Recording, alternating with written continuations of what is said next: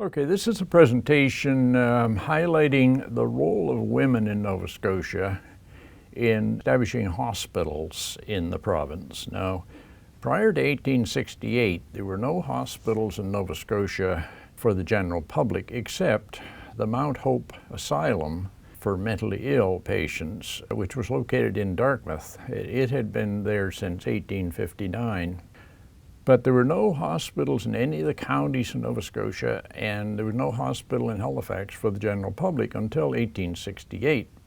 So we're going to talk about, well, how did women get involved in establishing hospitals? And it's a very little known fact that they are the main group of people who established the hospitals.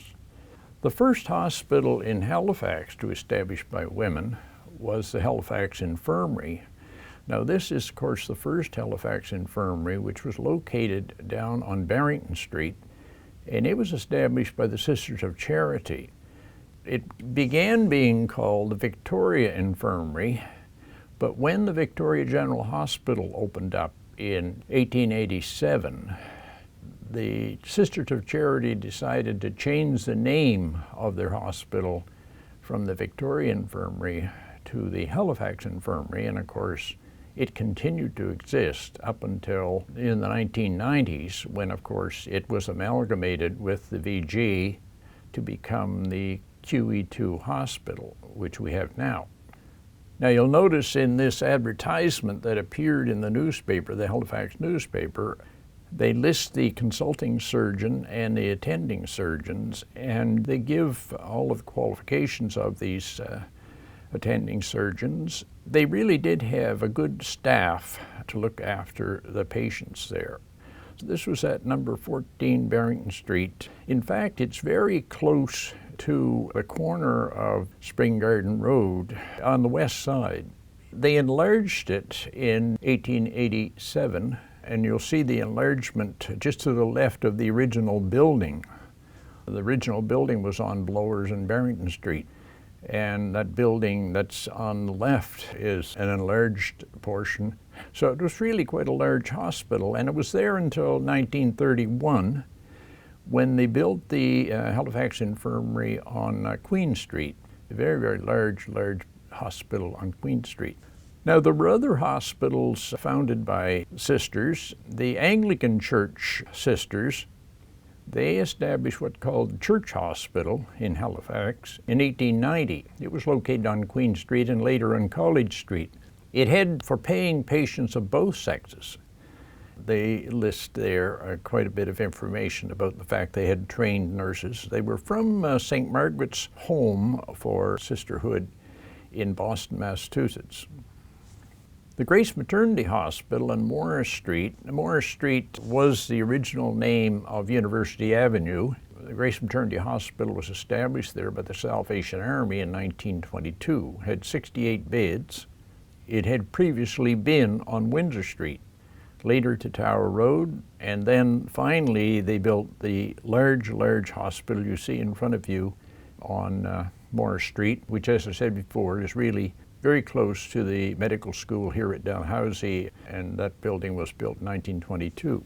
Outside of Halifax, the first hospital that was established partially by a woman was the All Saints Cottage Hospital in Spring Hill, and it opened in 1893 with 15 beds. It was established by the Anglican Church, the Reverend William Wilson and his wife Susan. This was right after the major coal mine explosion in Spring Hill, and in fact it happened in 1891. And there was no hospital in 1891 in Spring Hill, so that they had a lot of difficulty trying to deal with all the injured miners.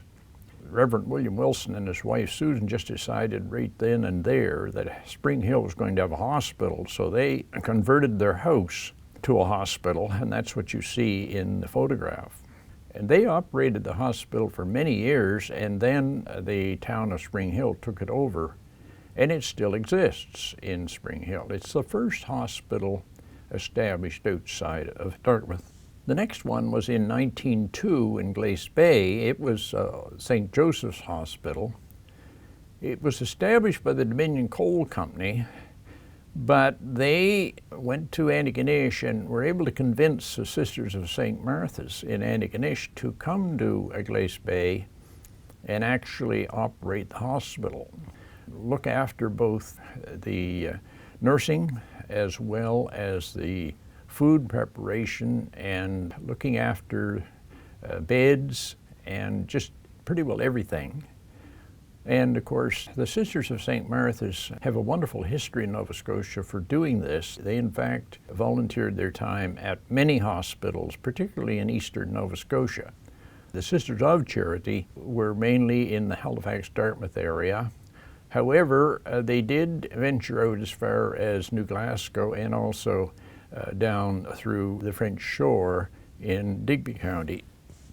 Yarmouth General Hospital opened in 1912 in a house that you see here, 17 beds, established by the citizens of Yarmouth, and the Ladies Hospital Aid Society. And now these hospital ladies aid societies were all over the province. Women were very, very keen on trying to have a hospital established in their area because they wanted to be able to go to a hospital in order to have their babies delivered. They wanted to have a very, very clean, sterile environment, and they wanted to not have to deal with looking after their house and every aspect of their house that they live in while they were having the baby and after the baby was born. So they wanted to be in a hospital environment, which is reasonable. The ladies did everything they could to try to raise money to be able to acquire a house, and in association with the town that they lived in, that house became a hospital. And Yarmouth did that in 1912. And there were donations from many people, Dr. Lovett, who was a doctor in Yarmouth, and also from a Mrs. Robert Cole, donated money so that the hospital could have proper beds and an X-ray unit. In Sydney, we have the Ross Memorial Hospital, opened in 1920. And again, it was operated by the Sisters of St. Martha's. And you see here a picture of it and an extension to it as well. In Berwick, down in the Annapolis Valley, we have the West Kings Memorial Hospital, opened in 1922 with 16 beds.